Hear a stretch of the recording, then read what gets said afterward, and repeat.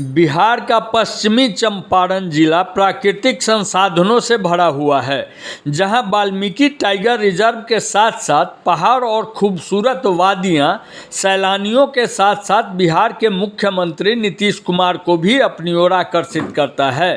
शायद यही वजह है कि यहां पर्यटन को बढ़ावा देने में मुख्यमंत्री खास दिलचस्पी रखते हैं। लेकिन इसी जिले में भारत नेपाल सीमा पर स्थित मैनाटांड प्रखंड क्षेत्र में एक छोटा सा गांव रामपुरवा, जहां विदेशी पक्षियों का बसेरा सरकारी उदासीनता का दंश झेल रहा है। बताया जाता है कि रामपुरवा गांव में स्थित एक तालाब में हर साल सदियों से विदेशी पक्षियों का जमावड़ा लगता है। 25,000 से लेकर 50,000 तक विदेशी पक्षी हर साल यहां आते हैं, जिसमें साइबेरियन नस्ल के पक्षी भी शामिल हैं। बार बार ग्रामीणों की डिमांड के बाद भी सरकार के तरफ से इस स्थान को संरक्षित करने की दिशा में अब तक कोई कार्रवाई नहीं की गई है, जिससे ग्रामीणों में आक्रोश है। हालांकि अपने स्तर से ग्रामीणों ने यहां शिकार करने पर पूर्ण प्रतिबंध लगा रखा है, क्योंकि ऐसी मान्यता है कि एक बार किसी ने एक पक्षी का शिकार कर लिया था, जिसके बाद तालाब के पास स्थित एक वट वृक्ष से खून की धारा बहने लगी थी। स्थानीय जनप्रतिनिधि मानते हैं कि लूली भवानी स्थान के नाम से प्रसिद्ध इस जगह पर जितनी तादाद में विदेशी पक्षी आते हैं, उतनी मात्रा में कहीं और नहीं आते।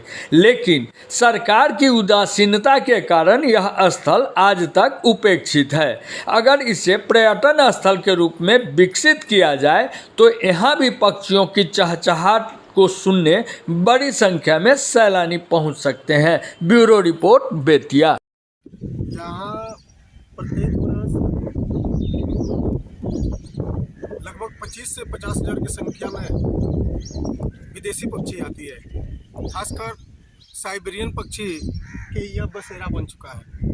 यह पोखर जो है, यह लूली भवानी माता के नाम से ही पोखर है और सरकार के रजिस्टर्ड में भी माता रानी के नाम से ही पोखर है।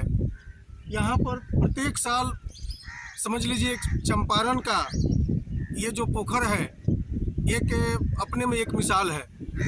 शायद ही चंपारण में इतना प्रवासी पक्षी कहीं आती होगी, मगर यहाँ गवर्नमेंट का इस पे कभी भी विचार नहीं हुआ।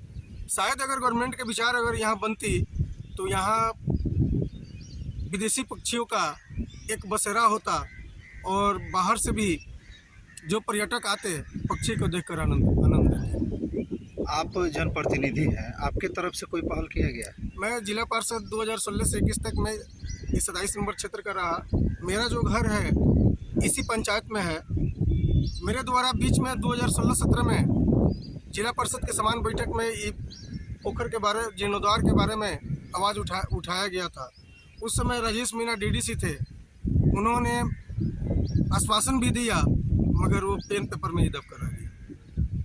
आपका नाम? मेरा नाम अखिलेश्वर प्रसाद झुन्नू, जिला पार्षद मैनाटांड।